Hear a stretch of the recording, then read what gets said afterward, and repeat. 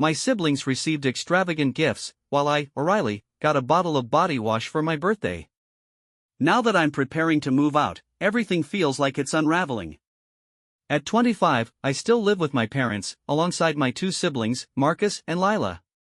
As the eldest, I was the first to enter the workforce, and for a long time, it was just my father and me supporting the family. My mother was either too ill or too exhausted to contribute. Over the years, I've come to realize that her condition is largely self-inflicted. She prefers to spend her days on the couch, glued to the television, rather than seeking employment. I stopped trying to convince her to find a job long ago. My brother and sister started working soon after finishing school, but unfortunately, they couldn't hold on to their jobs for long. Marcus got into trouble, and Lila often blamed her lack of employment on her mental health struggles. The brief financial relief we felt when they began working didn't last.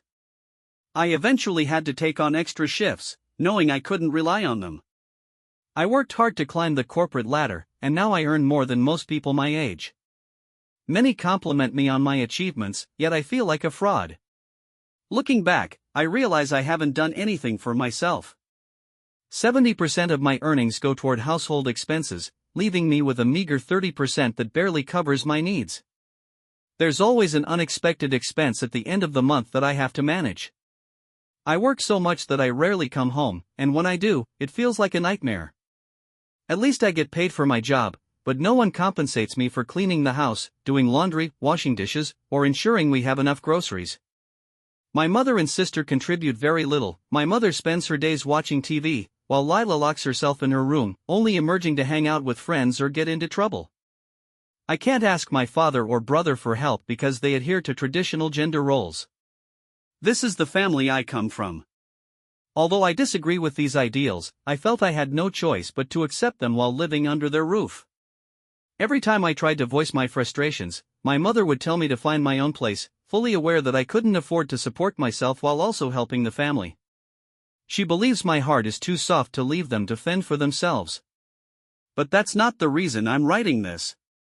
My frustration runs deeper. It stems from the fact that my parents have once again shown their preference for my siblings over me. Just 2 days ago, it was my birthday, and my gift was body wash. You might think I'm being ungrateful, but Lila had a lavish surprise party for her birthday last month, one we couldn't afford. I had to take on extra consulting work to help pay for it, all after my father insisted he had enough money to cover the costs. After the party, he approached me with a sob story about miscalculating expenses and borrowing from unsavory people, claiming he was scared for our safety. To protect my family, I chose to pay for the party, but I was deeply disappointed. They always prioritize my siblings' gifts over mine. This year, Marcus received a new gaming console, while Lila got a gift certificate to the city's most expensive spa. And me? I got body wash. After everything I've done for this family, is that all I deserve? For some reason, this time, I felt particularly hurt. In the past, I found ways to rationalize their behavior, convincing myself that they loved and valued me. But now, I realize it's time to stop lying to myself. That body wash was the final straw. I couldn't hold back my emotions any longer. A lump formed in my throat as anger surged through me. I demanded to know why I couldn't have a big celebration like Lila and Marcus. All I got was body wash and not even a decent cake. My father exploded in anger, accusing me of being disrespectful, claiming I understood our financial situation. I couldn't help but laugh at the absurdity of it all. He was the one who went into debt to ensure Lila had a grand birthday, yet he couldn't spare more than $20 for mine. I was tired of being treated like an outsider in my own family. I had to ask if I was adopted. Was that why they treated me like a stranger? I work hard at my job, come home, and take care of everyone, yet all I receive in return is body wash. It felt like a cruel joke. My mother started crying, saying she hated it when I had these outbursts. So, it's acceptable for her to express her emotions, but when I do, I'm labeled as disrespectful? That's how I interpreted her words.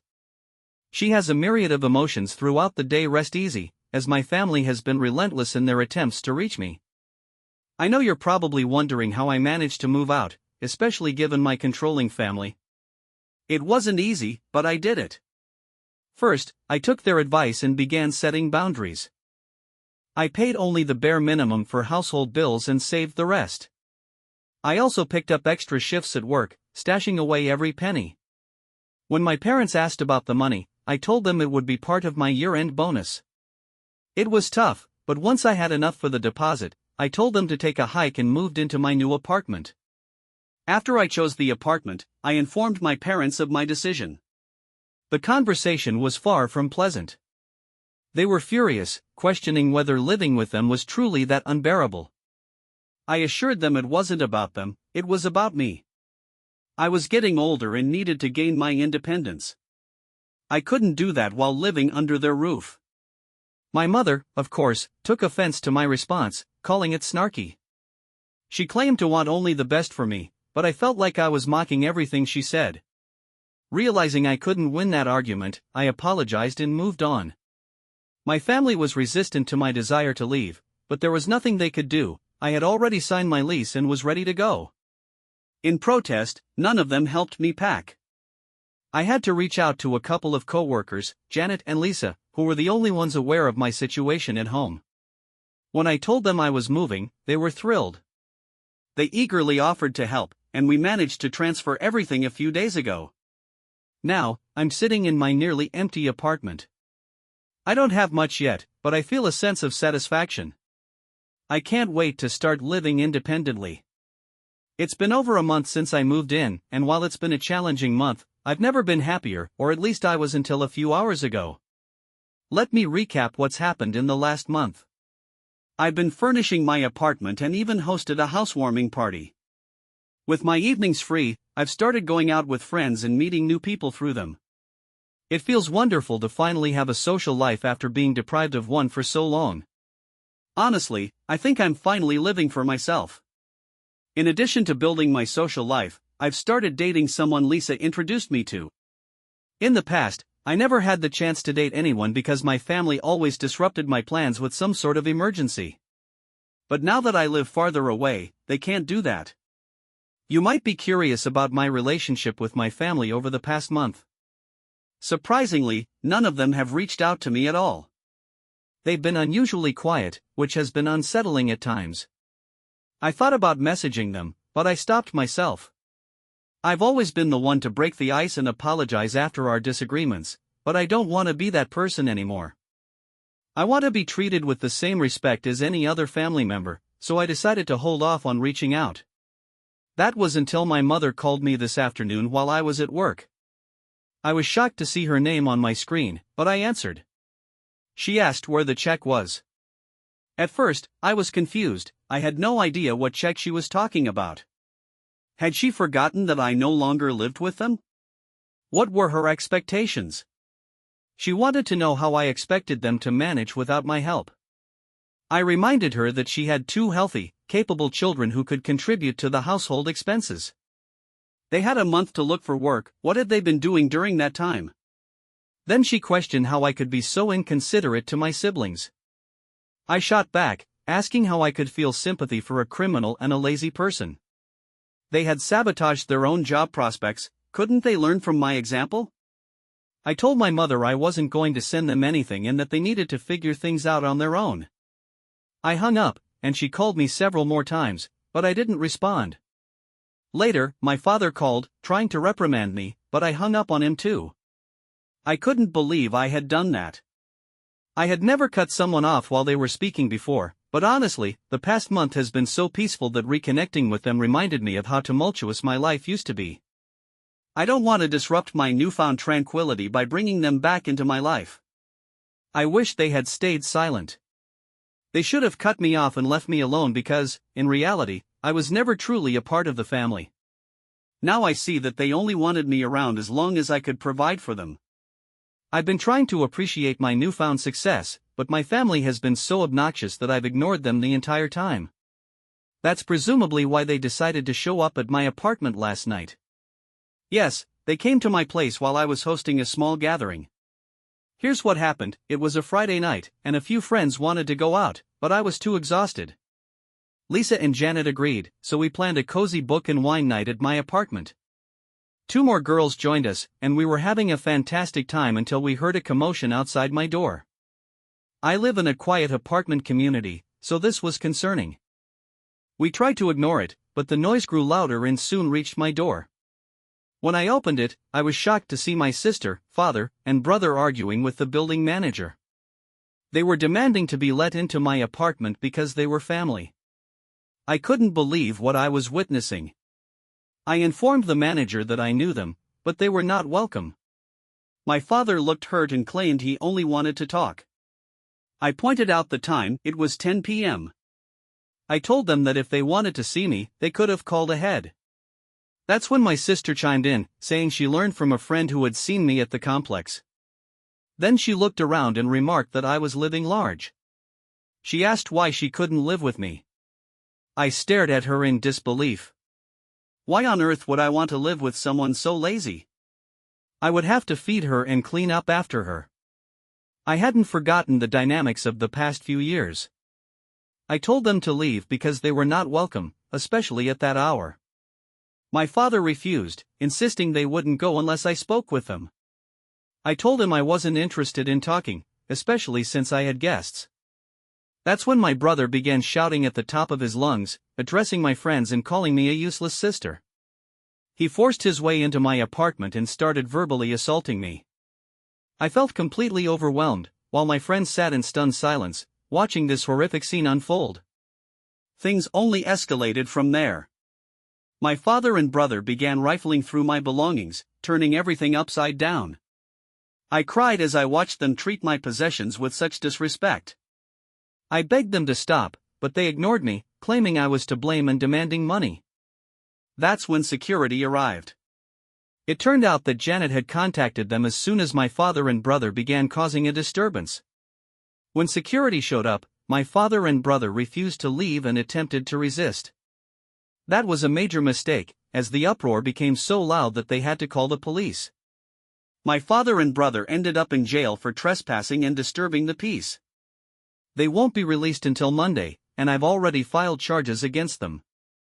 I'm taking them to court over this. They've crossed a line, and I refuse to let them drag me further into their chaos. It's been 4 months since that incident, and I wanted to post an update sooner, but I decided to wait until everything was resolved. Now that the trial has concluded, I can finally share what happened. Many of you will likely be relieved to know that my family received the consequences they deserved. Starting with my brother, the judge was particularly harsh on him due to his history of shoplifting and being a repeat offender. He was sentenced to 1 year in prison. Unfortunately, this will remain on his record, making it even more difficult for him to build a future for himself. But honestly, given the way he's been living, he had little chance anyway. I hope that his time in jail will help him straighten out and set better priorities. I've seen people much younger than him who have significantly more structured lives. As for my father, he had to pay a fine to the court and is currently on probation. If he even gets a traffic ticket, he's done for. He needs to be extremely cautious for a while, otherwise, he'll find himself back in jail. Both the judge and the city take these offenses very seriously, which is why they faced such severe punishments. Now, regarding my mother, years of gluttony and idleness have finally caught up with her. She is at high risk for heart disease due to her poor lifestyle choices. Doctors estimate she has less than 2 years to live if she doesn't make radical changes. Knowing her, she probably doesn't care because she believes she'll live forever. I tried for years to convince her to eat healthier, but she never listened, so I eventually gave up. Speaking of my sister, she's been the talk of the town lately, and not for good reasons. With money tight and no one funding her lifestyle, she's been struggling. It's almost ironic how the tables have turned. While I've been working hard to build a life for myself, my sister decided to take matters into her own hands. She somehow got involved with the wrong crowd of girls rumored to be selling illicit items on street corners. It's both illegal and incredibly dangerous. About a week ago, I heard she had been detained for something questionable. I wouldn't be surprised if she ends up in a physically perilous situation because of her choices. People have urged me to reach out to her, but she chose this life. Honestly, she probably thinks I'm foolish for working an honest job. No offense to anyone in that line of work, But I've seen what some of these girls go through, and there's no happy ending for her, only substance abuse, more jail time, and dangerous situations. My mother has fallen apart multiple times due to the stress Katrina has caused, yet Katrina still lives with our parents, enabling her behavior. Even though she's making money, she's definitely not spending it wisely or paying her bills. You might be wondering how I know all this. I found out from a reliable source. My parents are now on food stamps, and my father's working hours have been cut. He spends most of his time at home with my mother and Katrina. I can only imagine how hungry everyone must be in that house right now. But it's not just about them, they also need to pay for the damage they caused in my apartment. I managed to recover the items they damaged, but they still owe the money the judge ordered. I feel sad for them, but not enough to intervene and help. It is what it is, they made their choices, and now they have to live with the consequences. I have an update on several recent events, and the truth is that my family is sinking deeper into the troubles they created for themselves.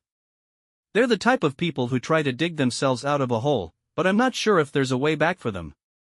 What I do know is that it's not my responsibility to pull them out of the mess they've made. They keep digging deeper. To start, my father, who was supposed to pay for the damage he and my brother caused in my apartment, simply didn't do it. Many of the comments I received in my last update predicted this outcome, and they were correct. The worst part is that this time, he didn't even try. He made no effort to show he was willing to comply with the judge's orders. The judge had warned him that any failure would result in his return to prison, and that's exactly what happened. It wasn't a real sneeze, but the fact that he didn't pay what was ordered led to a trip to jail. I found out a few days ago that he is currently serving time there. The irony is that my father was theoretically the only one working in that house. I can't imagine how my mother will cope without him now that he's in prison. The last time I spoke with someone close to the family, they said there was almost no food in the house. Given my mother's health issues, this is really frightening. But to be honest, all I feel is a cold detachment from the entire situation. For years, I was the one who kept that house afloat, and they emotionally and financially abused me. Now, they're paying the price for their recklessness. On top of that, my mother is alone in the house not only because my father is in jail, but also because my brother and sister are now behind bars. My brother had already been in jail for a while, but now my sister has joined him. Yes, her little business venture ended just as expected. She was arrested. Everyone saw it coming except her. Her condition worsened when she began using drugs in addition to selling, leaving her even more vulnerable and lacking judgment. An undercover detective caught her in the act, putting an end to her attempt to maintain an unsustainable lifestyle. Now she's awaiting trial, but I don't think she'll come out unscathed. The worst part is that she can't afford a private attorney, so she's stuck with a public defender. I don't mean to be unkind, but I don't see much hope for her. As for my mother, I honestly don't know what will happen to her now. She's staying in a house that once housed 5 people, but it's now completely empty. My father is in prison, my sister is awaiting trial, and my brother is already serving time. The house is deserted, and the saddest part is that she has no one to care for her. For years, she relied on others to bring her money and food, and now she can barely leave the house due to her health issues. I'm not sure how she'll survive. I know they get food stamps, but that isn't enough to live on. In short, my family has completely disintegrated. All I have left is my peace, and while it may sound harsh, I do not regret.